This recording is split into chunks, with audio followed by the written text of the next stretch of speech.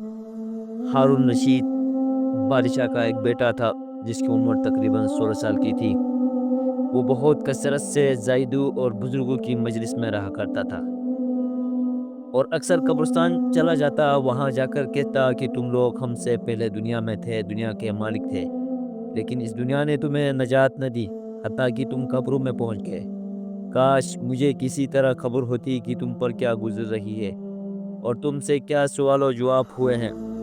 اور اکثر یہ شعر پڑھتا جس کا ترجمہ یہ ہے: مجھے جنازوں سے ہر دن ڈر لگتے ہیں، مجھے جنازے ہر دن ڈراتے ہیں اور مرنے والوں پر رونے والوں کی آوازیں مجھے غمگین رکھتی ہے۔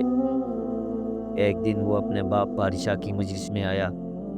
اس کے پاس وزراء امراء سب جمع تھے اور لڑکے کے بدن پر ایک معمولی سا کپڑا اور سر پر ایک لنگی بندھی ہوئی تھی۔ اراکین سلطنت آپس میں کہنے لگے، اس پاگل لڑکے کی حرکتوں نے تو امیر المومنین کو بھی دوسرے بادشاہوں کی نگاہ میں ذلیل کر رکھا ہے۔ اگر امیر المومنین اس کو تنبہ کرے تو شاید یہ اپنی اسی حالت سے باز آ جائے۔ امیر المومنین نے یہ بات سن کر اس سے کہا کہ بیٹا، تو نے لوگوں کی نگاہ میں مجھے ذلیل کر رکھا ہے۔ اس نے یہ بات سن کر باپ کو تو کوئی جواب نہیں دیا، لیکن ایک پرندہ وہاں بیٹھا تھا، اس کو کہا کہ اس ذات کا واسطہ جس نے تجھے پیدا کیا ہے تو میرے ہاتھ پر آ کر بیٹھ جا۔ وہ پرندہ وہاں سے اٹھ کر اس کے ہاتھ پر آ کر بیٹھ گیا، پھر کہا اپنی جگہ چلا جا۔ وہ وہاں پر سے اٹھ کر اپنی جگہ چلا گیا۔ اس کے بعد اس نے عرض کیا کہ ابا جان، اصل میں آپ جو دنیا سے محبت کر رہے ہیں اس نے مجھے رسوا کر رکھا ہے۔ اب میں نے یہ ارادہ کر لیا ہے کہ آپ سے جدائی اختیار کر لوں۔ یہ کہہ کر وہاں سے چل دیا۔ ایک قرآن شریف صرف اپنے سال دیا۔ چلتے ہوئے ماں نے ایک بہت قیمتی انگوٹھی اس کو دے دی کہ اس کو ضرورت کے وقت اس کو فروخت کر کے کام میں لائے۔ وہ وہاں سے چل کر بصرہ پہنچ گیا اور مزدوروں میں کام کرنے لگا۔ ہفتے میں صرف ایک دن شنبے کو مزدوری کرتا اور 8 دن تک وہ مزدوری کے پیسے خرچ کرتا، اور 8ویں دن پھر شنبے کو مزدوری کر لیتا اور 1 درہم، 1 دانک یعنی درہم کا 6واں حصہ مزدوری لیتا، اس سے کم زیادہ نہ لیتا۔ 1 دانک روزانہ خرچ کرتا۔ ابو عامر بصری رحمۃ اللہ علیہ کہتے ہیں کہ میری ایک دیوار گر گئی، میں نے اس کو بنوانے کے لیے کسی معمار کی تلاش میں نکلا۔ کسی نے بتایا کہ یہ شخص بھی تعمیر کا کام کرتا ہے۔ میں نے دیکھا کہ نہایت خوبصورت لڑکا بیٹھا ہوا ایک زنبیل پاس رکھی ہے اور قرآن شریف کی تلاوت کر رہے ہیں۔ میں نے اس سے پوچھا کہ لڑکے مزدوری کرو گے؟ کہنے لگا کیوں نہیں کریں گے، مزدوری کے لیے تو پیدا ہوئے، آپ بتا دیجئے کیا خدمت مجھ سے لینی ہے۔ میں نے کہا گارے مٹی کا کام لینا ہے۔ اس نے کہا 1 درہم اور 1 دانک مزدوری ہوئی، اور نماز کے اوقات میں کام نہیں کروں گا، مجھے نماز کے لیے جانا ہوگا۔ میں نے اس کی دونوں شرطیں منظور کر لی، اس کو لا کر کام پر لگا دیا۔ مغرب کے وقت جب میں نے دیکھا تو اس نے 10 آدمیوں کی بقدر کام کیا۔ میں نے اس کو مزدوری میں 2 درہم دیے۔ اس نے شرائط سے زیادہ لینے سے انکار کر دیا اور 1 درہم اور 1 دانک لے کر چل گیا۔ دوسرے دن پھر میں نے اس کو تلاش کرنے میں نکلا، وہ مجھے کہیں نہیں ملا۔ لوگوں سے تحقیق کیا کہ ایسی صورت کا ایک لڑکا مزدوری کیا کرتا تھا، کسی کو معلوم ہے کہ وہ کہاں ملے گا؟ لوگوں نے بتایا کہ وہ صرف شنبے ہی کے دن مزدوری کرتا ہے، اس سے پہلے تمہیں کہیں نہیں ملے گا۔ مجھے اس کے کام کو دیکھ کر ایسی رغبت ہوئی کہ میں نے 8 دن تک اپنی تعمیر کو بند کر دی اور شنبے کے دن اس کی تلاش کو نکلا۔ وہ اسی طرح بیٹھ کر قرآن شریف پڑھتا ہوا ملا۔ میں نے سلام کیا اور مزدوری کرنے کو پوچھا، اس نے وہی شرطیں بیان کی، میں نے منظور کر دی۔ وہ میرے ساتھ آ کر کام میں لگ گیا۔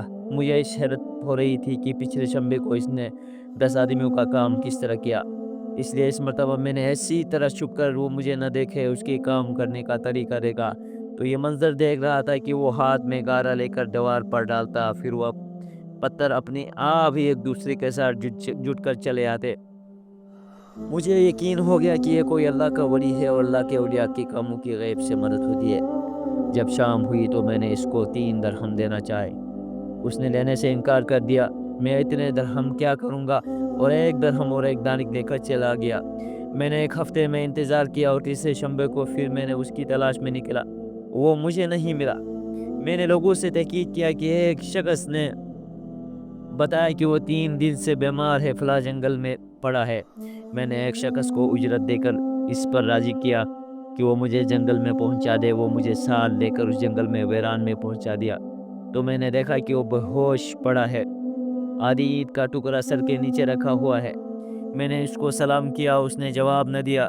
میں نے دوسری مرتبہ سلام کیا تو اس نے آنکھ کھولی، مجھے پہچان لیا۔ میں نے جلدی اس کا سر اینٹ سے ہٹا لیا، اپنی گود میں رکھ دیا۔ اس نے سر ہٹا لیا اور چند شعر پڑھے، جن میں سے دو یہ ہیں: میرے دوست، دنیا کی نعمتوں سے دھوکہ میں نہ پڑو، عمر ختم ہوتی جا رہی ہے اور یہ نعمتیں سب ختم ہو جائیں گی۔ جب تو کوئی جنازہ لے کر قبرستان میں جائے تو یہ سوچتا رہا کر کہ تیرا بھی ایک دن اسی طرح جنازہ اٹھایا جائے گا۔ اس کے بعد اس نے مجھ سے کہا کہ ابو عامر، جب میری روح نکل جائے تو مجھے نہلا کر میرے اسی کپڑے میں کفن دینا۔ میں نے کہا کہ میرے محبوب، اس میں کیا حرج ہے کہ میں تیرے کفن کے لیے نئے کپڑے لے آؤں؟ اس نے جواب دیا کہ نئے کپڑوں کے لیے زندہ لوگ زیادہ مستحق ہے۔ یہ جواب حضرت ابو بکر صدیق رضی اللہ تعالیٰ عنہ کا تھا۔ انہوں نے یہ بھی وصال کے وقت یہی فرمائش کی تھی کہ میری انہی چادروں میں کفن دے دینا۔ جب ان سے نئے کپڑوں کی اجازت چاہی گئی تو انہوں نے یہی جواب دیا تھا۔ لڑکے نے کہا کہ کفن تو پرانا ہو یا نیا، بہرحال اب بوسیدہ ہو جائے گی۔ آدمی کے ساتھ تو صرف اس کا عمل ہی رہتا ہے۔ اور یہ میری لنگی اور لوٹا قبر کھودنے والوں کو مزدوری میں دینا، اور یہ انگوٹھی قرآن شریف ہارون رشید تک پہنچا دینا، اور اس کا خیال رکھنا کہ خود انہیں کے ہاتھ میں دینا، اور یہ کہہ کر دینا کہ ایک پردیسی لڑکے کے یہ میرے پاس امانت ہے، اور آپ سے یہ کہہ کر گیا ہے کہ ایسا نہ ہو کہ اسی غفلت اور دھوکے کی حالت میں آپ کی موت آ جائے۔ یہ کہہ کر اس کی روح نکل گئی۔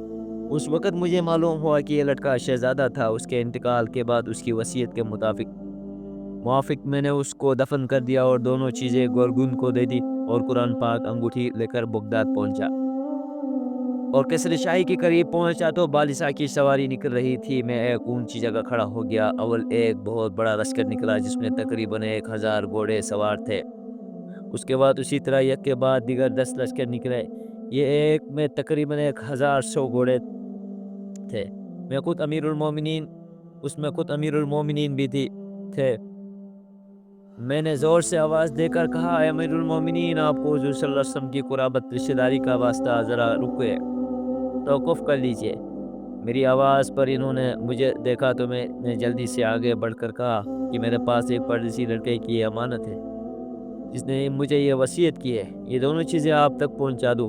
بادشاہ نے ان کو دیکھ کر پہچان لیا، تھوڑی دیر سر جھکایا، اس کی آنکھ سے آنسو جاری ہو گئے، اور ایک دربان سے کہا کہ اس آدمی کو اپنے ساتھ رکھو، جب میں واپسی پر بلاؤں تو میرے پاس پہنچا دینا۔ جب وہ باہر سے واپسی پر مکان پر پہنچے تو محل کے پردے گروان دربان نے فرمایا، اس شخص کو بلا کر لاؤ، اگرچہ وہ میرا غم تازہ کر ہی دے گا۔ دربان میرے پاس آیا اور کہنے لگا کہ امیر المومنین نے بلایا ہے، اور اس کا خیال رکھنا کہ امیر المومنین پر صدمے کا بہت اثر ہے۔ اگر تم 10 باتیں کرنا چاہتے ہو تو 5 ہی پر اکتفا کرنا۔ یہ کہہ کر وہ مجھے امیر کے پاس لے گئے۔ اس وقت امیر باقی طرح بیٹھے تھے۔ مجھ سے فرمایا کہ میرے قریب آ جاؤ۔ میں قریب جا کر بیٹھ گیا۔ کہنے لگے، تم میرے اس بیٹے کو جانتے ہو؟ میں نے کہا، جی ہاں، میں اس کو جانتا ہوں۔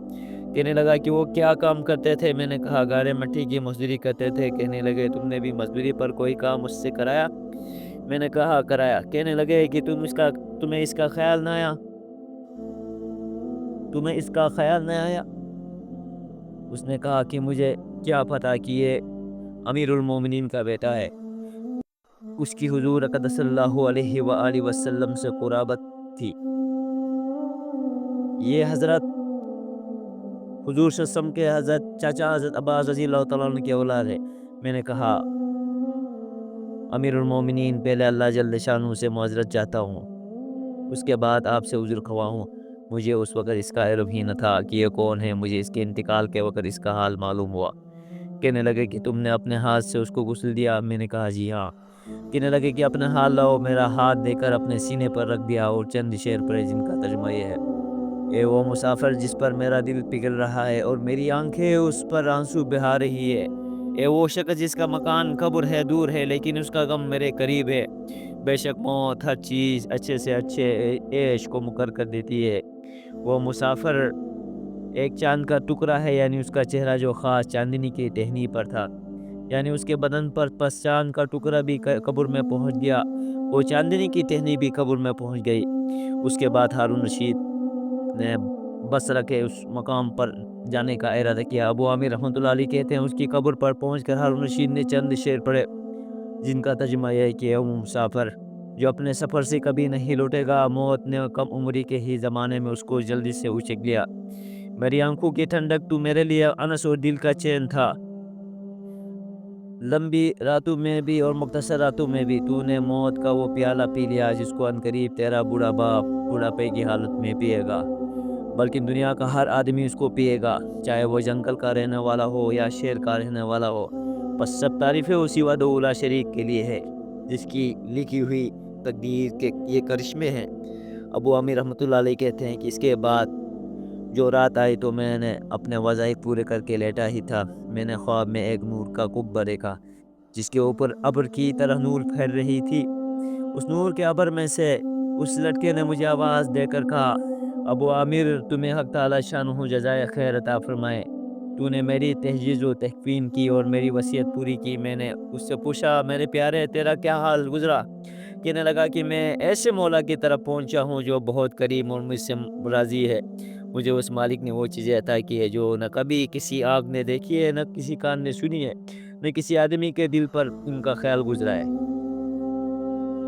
حضور صلی اللہ علیہ وسلم نے ارشاد فرماتا ہے حضور صلی اللہ علیہ وسلم ارشاد فرماتا ہے کہ اللہ جل شانہ کا پاک ارشاد ہے، میں نے اپنے نیک بندو کو ایسی چیزیں تیار کر رکھی ہے جو کسی آنکھ نے کبھی دیکھی، نہ کان نے سنی، نہ کسی کے دل پر ان کا خیال گزرا ہے۔